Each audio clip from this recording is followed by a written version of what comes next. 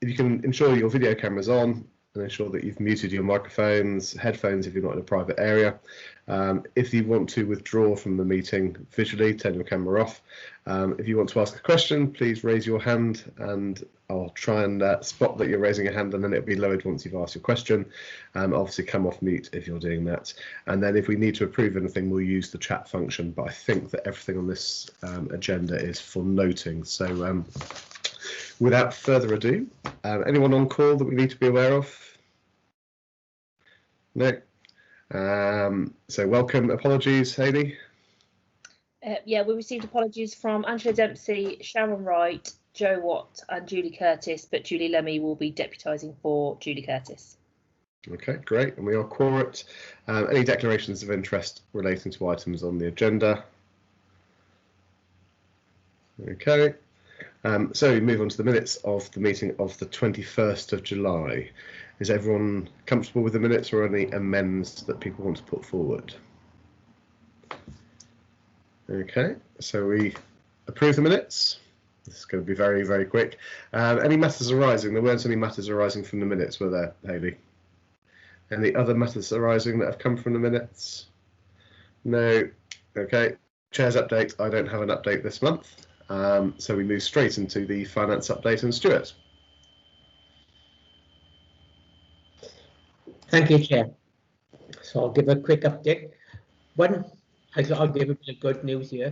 We've had, and you already knows, we've had all the month 4 retrospective allocations claimed to NHS England for COVID reimbursed 100%. That's hot off the press just before late last night. So just put that, and I'll also put that context of that's not true of all CCGs again. So there are those that haven't had all theirs reimbursed. So I'll start with some good news. How's that on finance? That's excellent news. So just for the avoidance of doubt, that's all of the greens and ambers that we put forward. Correct, it is. We've had them reimbursed.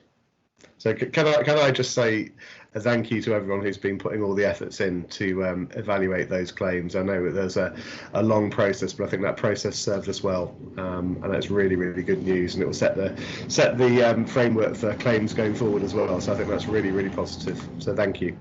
Yes. So then we go to where we are at the moment. Obviously, what that does do as well, it puts the CCG and primary care into balance as at month 4. So we are in 100% balance. To note, what we did have at month 4 was a 2 million overspend in prescribing.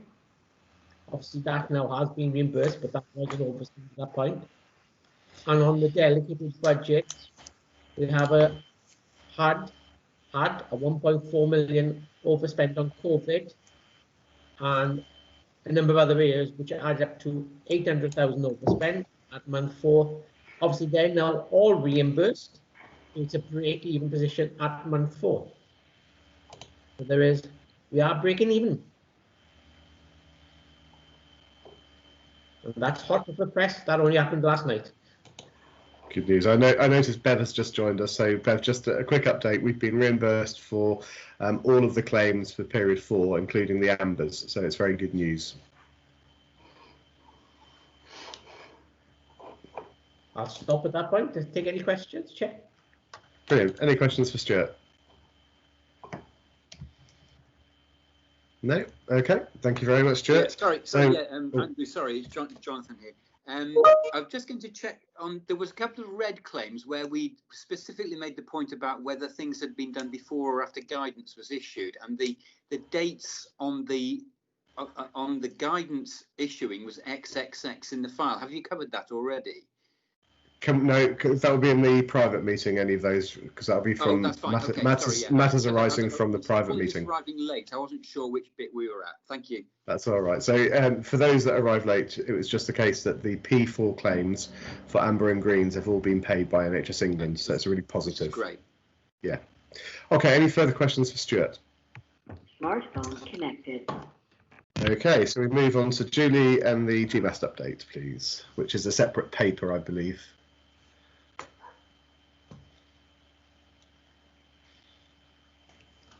It is sorry, Chair, I was trying to unmute. So the paper was sent. Apologies, it was slightly late, and Hayley had to send it out early.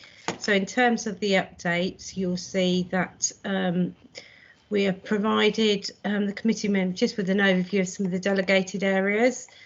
I don't propose to go through any of those because I assume everyone's read them, but ask the committee to note, obviously, the two elements which were relating to the new data protection officer services provider, which we are currently undertaking a quick procurement process on in line with our CCG SFIs, and to also note the plan around the translation interpretation service provider that's currently sitting that at the moment within Northamptonshire.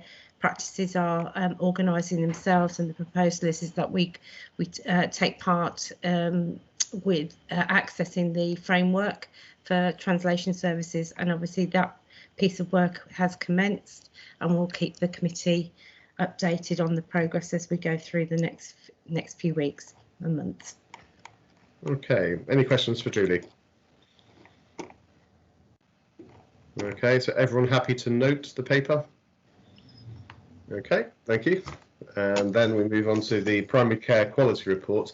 Unfortunately, Sharon isn't able to join us, so I think the best thing to do is to take the paper as read. And if anyone has any questions they'd like raising, we can actually ask Sharon to respond. So this was separate paper again, PC06. There's a good dose of green, I think, from memory. I'm looking through this. So any questions to raise for Sharon? Okay, I think I'm going to beat my colleague Sam, who had the joy of getting her finance committee down to less than half the time. I think we're going to be beating that hands down today. So no questions for Sharon. That ends the public meeting, so I request that the committee pass a resolution to move into a private session to consider private items of business in line with the Public Bodies Admission to Meetings Act 1960. Do we have to come off the call, or do we just simply end the recording?